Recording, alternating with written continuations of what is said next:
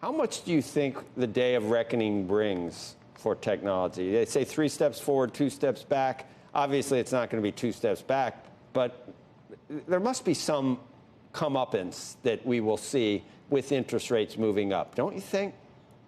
Oh, yeah. Look, I think you have to sort of separate the winners from the losers, and the long-term winners versus the ones that benefit from the pandemic. And we've seen that with Zoom and some of the other work-from-home names, DocuSign and others. But in terms of the digital transformation, moving to the cloud, cybersecurity, 5G, I mean, we're talking another $2 trillion of spending that's going to happen over the next 6 to 7 years. So, of course, there's froth. You'll see valuations come off in terms of this sort of risk off. But I do believe generally in tech, when we look at some names like Microsoft, Apple, cybersecurity, I mean, growth is 2 to 3x normalized. So as much as we've talked about valuations, I think that's what's going to drive these stocks higher. So we're not panicking. This is not the time to throw in the white towel on tech. To us, you sort of double down on your winners, especially when I look at some of these names, how they're positioned. Would you avoid some of the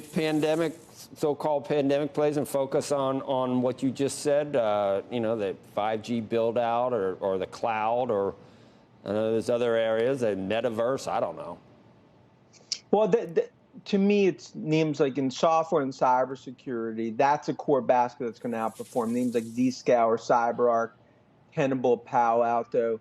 Then you look at cloud names like Microsoft and others. Apple continues to be our favorite in terms of what I view as an elongated super cycle playing out. And you look at chips, look at names like Marvell, you look at names like AMD and NVIDIA. I think the basket approach worked over the last 18 months. Now it's going to be a stock picker's market in tech, but it's not the time where the tech trade's over. I still think we're in the middle innings of a re-rating, because I view it as a fourth industrial revolution that's coming into the next few years. So what is a number for the 10-year that would get you concerned about just, stocks in general, but also technology, because technology is more sensitive? I mean, we know the Fed's moving that way at this point, barring some crazy unforeseen circumstances. They are going to, we're not going to be where we were. There's going to be a series of increases. The 10-year, I don't know.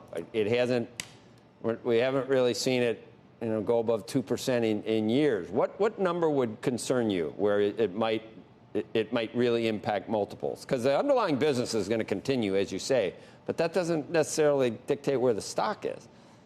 Yeah, I think 175 to 2 is sort of the level, but like in our opinion, when I look at what's happened in the 10-year and I look at rates, the fundamental stories, that's not changing. And I think that's why in tech, you got to sort of separate the sort of risk-off panic trade that's happened here, sort of heading for the elevators, versus the names that are going to be the elongated winners.